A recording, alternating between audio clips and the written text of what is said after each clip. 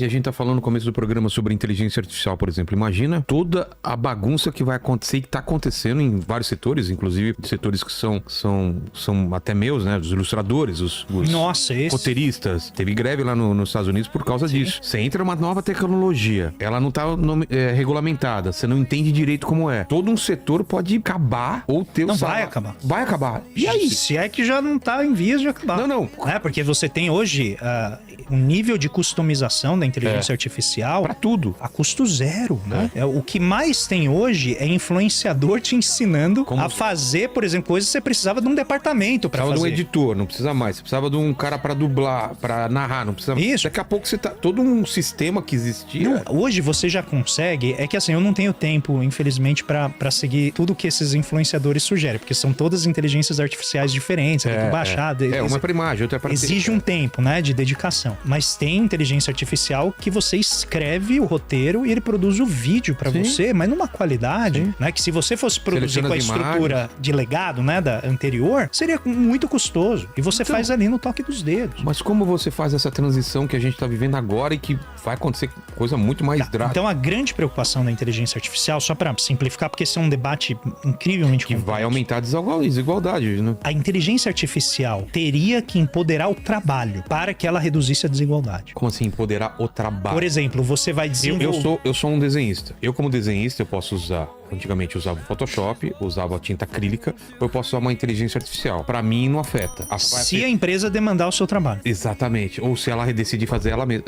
A empresa pode simplesmente tirar você e, por exemplo, tem lá um departamento responsável por fazer design gráfico, fazer, né, toda a parte. Ela chega e fala assim, ó, pra que eu preciso de 10 pessoas com toda a capacidade de invenção, de criatividade, né, as sacadas que a inteligência artificial ainda não consegue fazer, elementos culturais, né, é bagagem. Você que capta tão bem, né, você vai modulando esses elementos culturais aqui pra gerar a identificação com o seu público. A inteligência artificial pode aprender isso. A questão é, será que a gente deve deixá-la aprender e tirar o emprego de quem faz isso? Essa é a discussão. Então, aí entra a ideologia. Se uma pessoa acha que a tecnologia está sempre certa, como um deus ex machina que diz pra gente onde a gente deve ir, a gente nunca deve questionar, ela vai dizer, bom... Amém. Eu sempre gosto de brincar que o inventor do fax perdeu o seu emprego por e-mail, né? Foi demitido por e-mail, né? Porque... Cara, é muito bom isso. Reza essa lenda. Tá? Então, assim, você pode ficar na posição, né? De, olha, que pena, pô, vamos continuar usando fax. Não adianta. Não, a tecnologia, ela sai atropelando. Ela sai atropelando, tá? Daqui a pouco eu vou falar de novo de uma cripto que eu gostava muito, que vai nesse ponto, porque as pessoas, os criptocrentes, eles ficam me apurrinhando. E são chato, hein? Não, eles são, mas eu acho engraçado. E eu vou explicar por quê. Não me deixa esquecer de falar disso. Mas o que acontece? A tecnologia, ela vai atropelando, porque ela tá servindo o nosso interesse.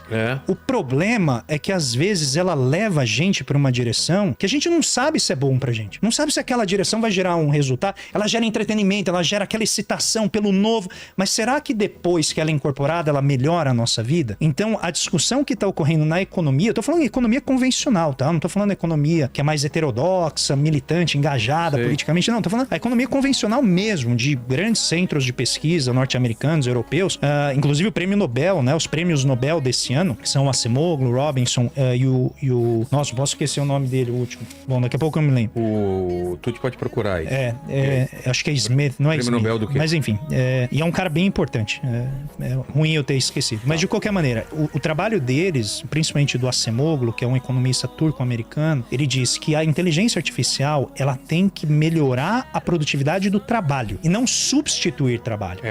Em vez do cara virar o parafuso, vai ter uma máquina que vai virar o parafuso e ele vai fazer outra coisa. Isso. Em vez do... É que ele tá entrando na parte criativa. Mas aí vem o problema. Então, por exemplo, vamos pegar os caixas automáticos, tá? De supermercado. Você vai lá e você mesmo... Isso. Aí vem a pergunta. Quem que tá ganhando com isso? Supermercado. Quem que tá perdendo com isso? O consumidor e o cara que trabalhava. O consumidor... Eu não gosto. Eu prefiro servir no caixa. O consumidor está fazendo um serviço que antes era apresentado por quem? Pelo supermercado. Então o Acemoglu, ele vai dizer... E não tá tendo redução no preço. Exato, porque ele tá falando, você só tá distribuindo a tecnologia, você tá transferindo o ônus dela. Não tá melhorando a vida de ninguém. Porque não tá diminuindo fila, não afeta nada. Ao contrário, né? Se a pessoa não sabe usar a tecnologia, às vezes até forma mais fila. Verdade. Você só tá transferindo aquele elemento. Isso ainda não é inteligência artificial. Mas na inteligência artificial, se você começa a substituir o trabalho humano, tem uma preocupação que é social, que é bem simples. O que esse monte de gente vai fazer se não tiver emprego? Então, por isso... E é muita gente. É muita gente. Por isso que lá no Vale do Silício, adivinha qual que é a moda em termos de política social? Renda básica universal.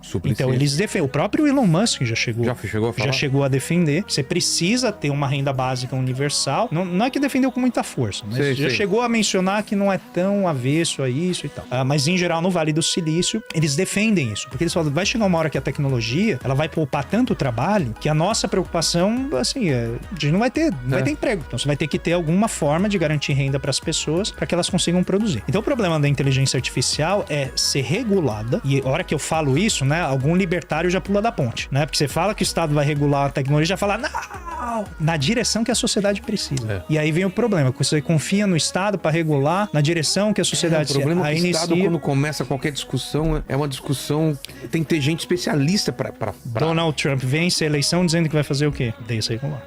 A cripto passou por um processo forte de regulação, por exemplo, do governo Biden. Então ele já está colocando em postos chaves da administração pessoas que vão desmontar essas regulações para, por exemplo, esse tipo de tecnologia avançar. Inteligência artificial é ainda mais grave, porque ela está substituindo dimensões criativas, que em geral o ser humano faz. Fotógrafo, ilustrador, roteirista, escritor...